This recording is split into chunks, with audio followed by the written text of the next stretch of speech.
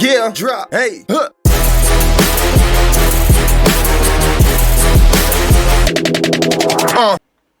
Yo, what's up guys, this is 𝗪𝗚𝗟𝗟𝗟 and this is the last video of the Ret2win series. And if you remember from the previous one, this is pretty much the same code. We added some things here. These are some gadgets we're gonna use.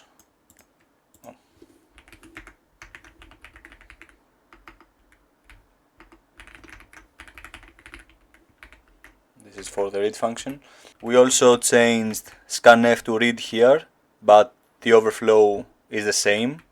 I just put read so I can show you better how the gadgets are.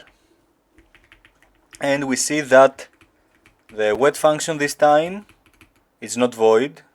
I mean, it is void, but it takes some arguments, and we see that it takes 3 arguments, 3 unsigned in 64, which is arg1, arg2, and arg3, and the function checks if arg1 is different from deadbeef, or arg2 is different from LeetCode, and arg3 different from babyface, then printf whoomp whoomp, something went wrong.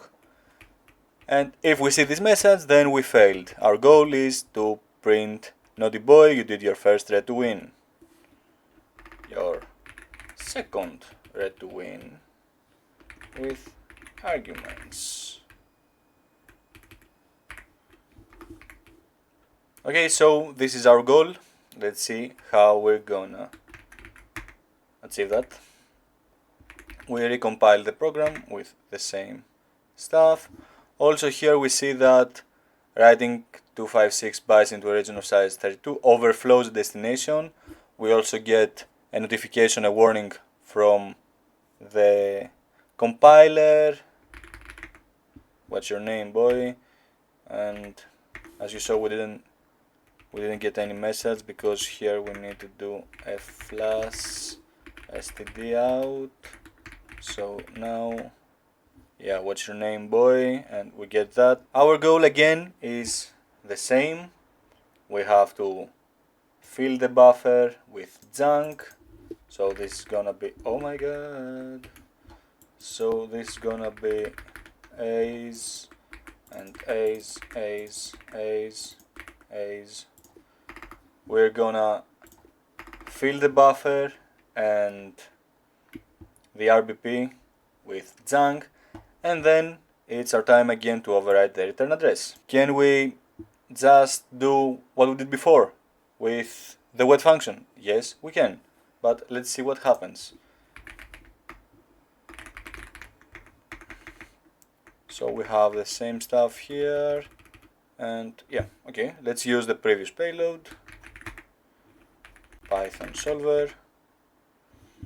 What's your name, boy? Womp womp, something went wrong. Okay, we actually managed to call the wait function, but we see the womp womp function message, and not the, what was it, you did it, boy, something like that. Why this happened? Because it did not pass the comparison. Let's head into the program. So be main and not be main. Let's do a more dynamic approach. So vim solver, and here we're gonna do, oh yeah, let's just remove these, and okay, I don't want that either. Let's just keep the payload clean, and let's do an gdb.attach_r. This is gonna open a live debugging session, and let's see. So we're gonna do Python solver, and we see here with 𝗙𝗥𝗘, we full screen that if you have installed the Tmax configurations I have given in the first video of the series. And let's go. Let me zoom out a bit. Okay, hope you can see. So we are inside the read function here, and printf yo what up, and when we return, instead of leaving the program, we go to the wait function, and let's see what happens. Okay, it sets up the stack frame, and here we see, now I'm gonna zoom a bit, oh my god. Here we see that it moves the value 0x_deadbeef into the EAX register, okay, and after that it compares the args. Args is the full address of EAX.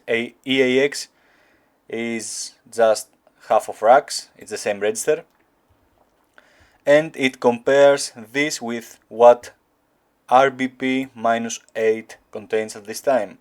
So let's see what RBP-8 contains. RBP-8 contains this. And what is this? This is our bs. Alright? Let's see how we can dynamically find the offset. So we do a cyclic and a number. It creates this unique sequence of numbers, of letters, and we run the program. What's your name, boy? We insert that, and we see here that the stack frame is like this. It crashed here, and we do cyclic -o and this, and it says the offset is at 40 bytes, which is 0x28. So okay, we're good on that, nothing changed. We actually saw that the problem was that the arg1, the wait function got, was different from deadbeef, and that's why it exited. Our goal is to manage and fill the argument with the correct value. How can we do that? First of all, let's analyze how the functions work. Okay, let's say we have the foo function that takes 3 arguments, a, b, and c. The first argument goes to the RDI register, the second one to RSI, the third one to RDX, and that's okay for now, we don't need to know the rest. So in order to call foo with these arguments, we need to have RDI have the A value, RSI have the B value, and RDX the C value. A more realistic example is when we want to call read with 0 and name and 0x20. A brief recap: read takes, the first argument is the file descriptor from where it's gonna read, and 0 is stdin, which is the keyboard, and the second argument is where it's going to store the data it reads, and this is the name buffer we have in our example, and the third one is the size of bytes it's gonna read, and here it's 0x20, in our example it's 0x100, so let's change that here and here. And in order, when something like this is called, we're gonna see RDI containing 0, RSI containing the start of name buffer, the address, and RDX containing 0x100. And this one, if you see, is exactly this, read name 0x100. So if what I'm saying is correct, we have, when the read call comes, the register should have these values. So let's put this into action and see GDB both b main run and continue f-flash, and so we see here this is the call to read, and what we see before that, we see load effective address args RBP -0x20. So this is the space the memory had allocated for us in order to store our data in the name buffer. This is the name buffer, the start of the name buffer.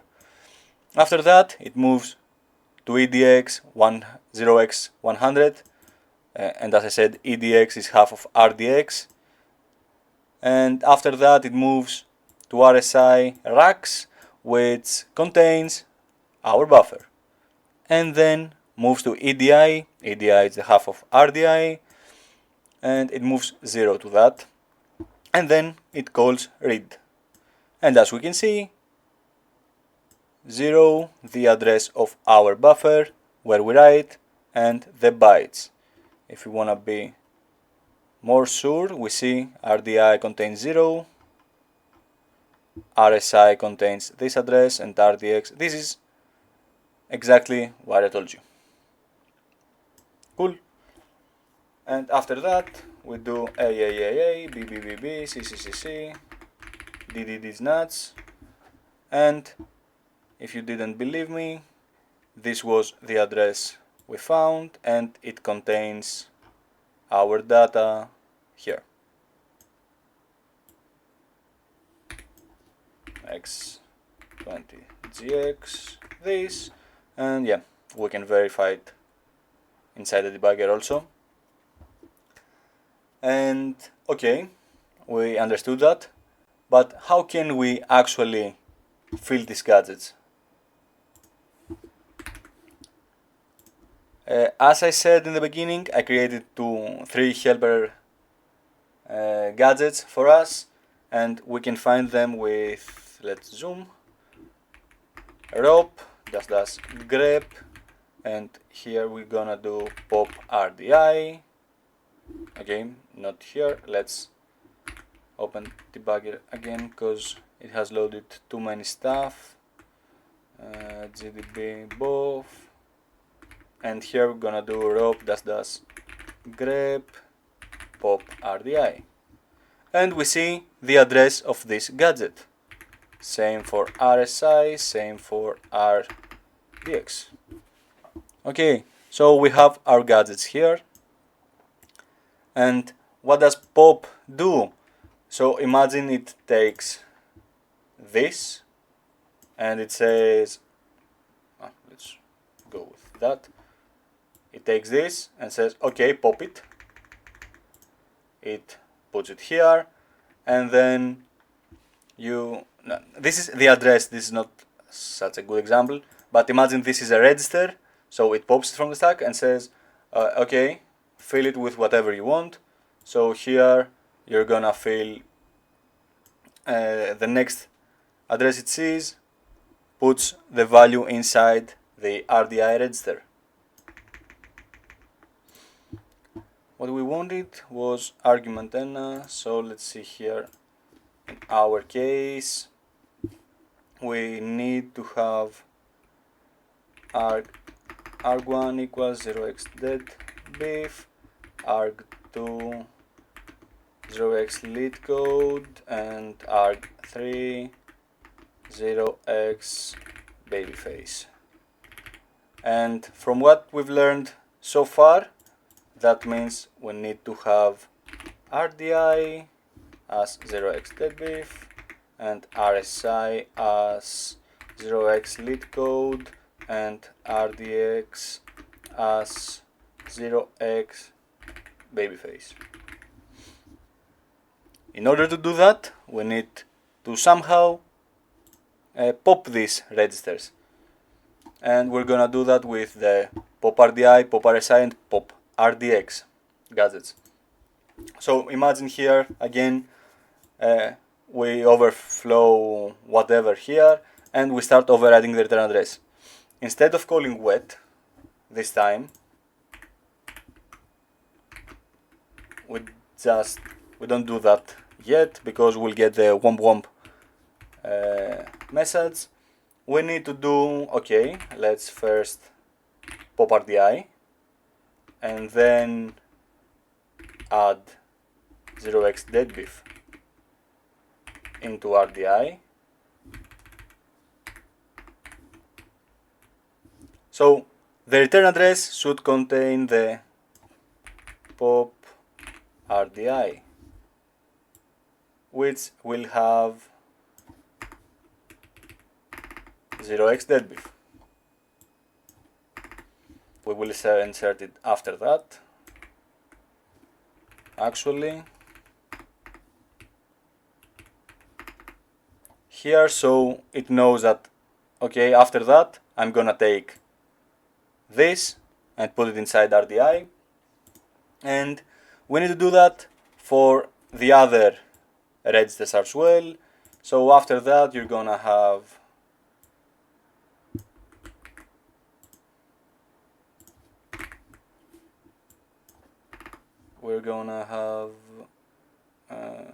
let's also remove that.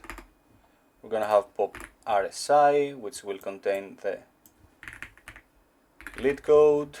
So here we're gonna have lead code, and above that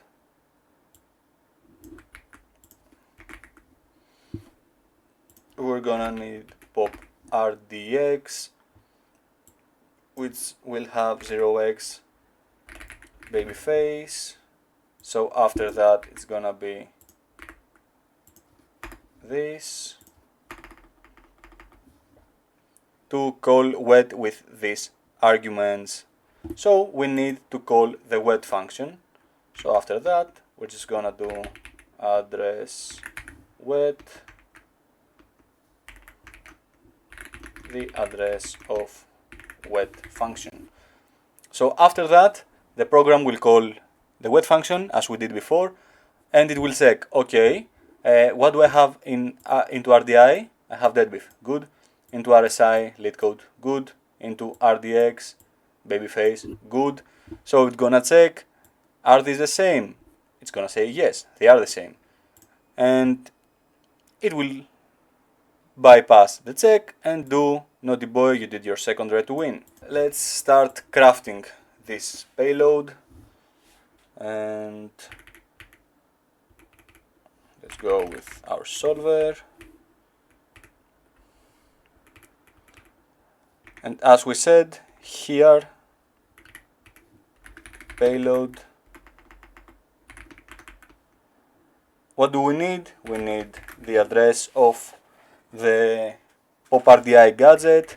One dynamic good way to do it is if we do ROP here, this will find the ROP gadgets we need, ROP E, find ROP gadgets and stuff. So we can just simply do ROP.RDI 0, and this will find the gadget we want. Another way would be to just go into the GDB, find the address of pop_RDI, which was ROP-grep pop_RDI, and you can simply take this and put it inside the P64. This is exactly the same, but this one is more dynamic. So call pop_RDI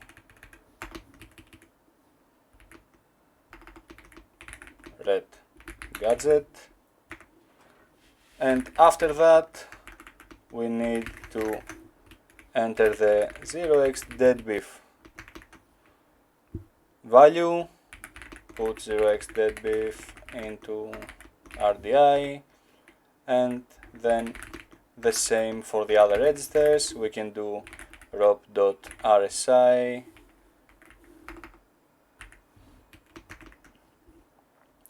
it's the same like this, so call pop_RSI dot, not dot, semicolon red, and P64 0x lead code, put 0x lead code into RSI, and the last one P64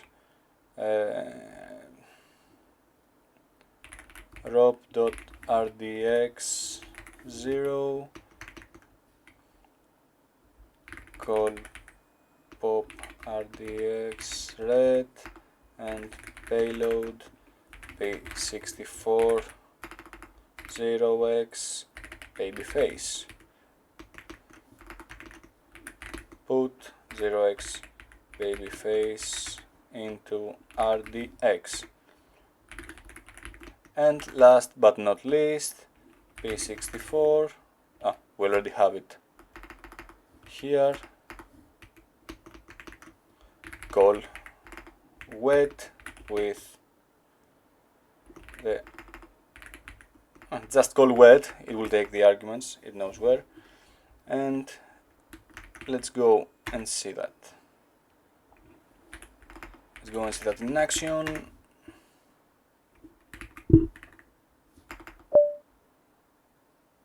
𝗪𝗪𝗪𝗪. Okay, let's go again. So let me zoom out a bit. And next.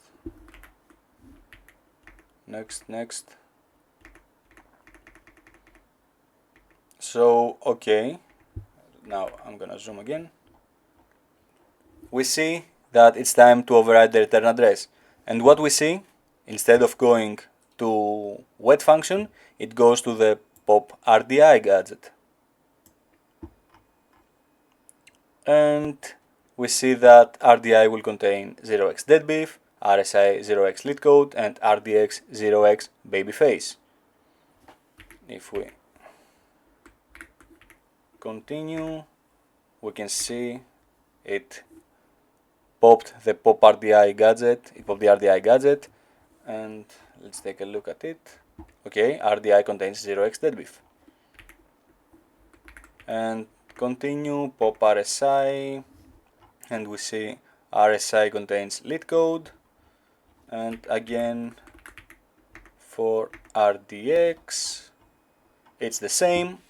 RDX contains 0x babyface. So we have set up the 3 arguments for our function, and after that we see that it's gonna return to wet, and it's gonna call wet with the 3 gadgets we have set up.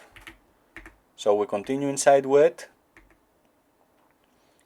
and we start here. The program will move to EAX the 0x deadbeef value, which is what it wants to compare, and compare it with RBP -8. So let's take a look at this. XGX RBP -8, and it contains the 0x deadbeef value as we expected. So compare jump not equal. So it compares. It's not. It doesn't pass. It passes the check. It is not equal. That means jump not equal. So if they are different, it will go to this address. So in our case, it won't.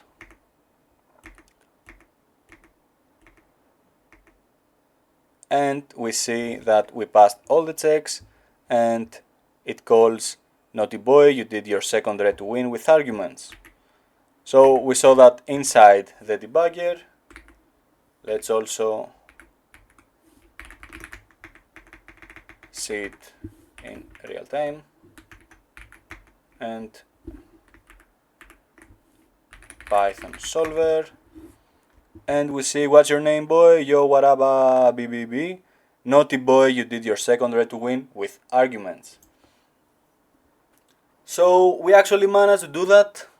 We play around with the gadgets, and we call the function with 3 arguments that we had under our control. But what happens if the program does not contain these? Because, okay, these were helpers I added. So let's imagine the program was like this, and with GCC, and we're trying to find the gadgets right now. rob --grep pop RDI, and we see there are no such gadgets right now. And if we try to run the solver, non-type, it cannot find the gadgets. So what can we do in this case? If you have an idea, I'll give you a minute or pause the video to think. Our goal is to call this function here, printf naughty boy blah blah blah. But before that, we see that there are some arguments checks. If you don't have any idea, it's okay. That's why I'm here. So let's go inside the debugger and see. And if we do disas main, we disassemble the main function and we see the assembly here, what it calls whenever something happens. We can also do that for the wet function, disas wet, and we see this. We can understand from the code that here, for example, it loads the lit code, and here the dead beef, and here the baby face, and we see the compares. And what we did actually, we filled RDI, RSI, and RDX, and just called wet from here, and it started doing its thing. But instead of actually calling wet, what do you think we could do? I mean, wet is just an address. This is the start of the wet function, but this is also somewhere in between, this is also somewhere, blah blah blah blah. A cool trick you can do to bypass all this stuff is going exactly where you want. For example, we see that 1, 2, this is the third compare, jump equals blah blah blah, and then at this address, which is wet plus 56, it loads a string into args, this string, which is x s this address, whoomp whoomp, something went wrong, alright, and puts and exit. But we also see somewhere below at plus 81, we see this one, so let's also check that. Naughty boy, you did your second Ret2win with arguments. Imagine instead of starting from the beginning, we go straight forward to this address. It will load this string to args, then move it to RDI as the first argument, and call puts with this argument. Vim solver again, and instead of doing all this stuff we don't have,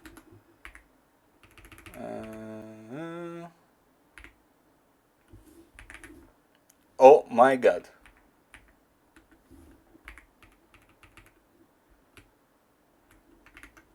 We don't want any of this. So instead of this, we just go to eSIMWet plus 81. Right at the printf. The plus 81 is this address here. The program can understand wet plus 81, that is this address. We could also put this, whatever you like better. So let's run the solver now. And we see, naughty boy, you did your second Ret2win with arguments. And we actually bypassed the whole process of the gadgets. In this case, okay, this worked, that's okay. But in some cases, you actually need to play with the gadgets and not just simply bypass it like this.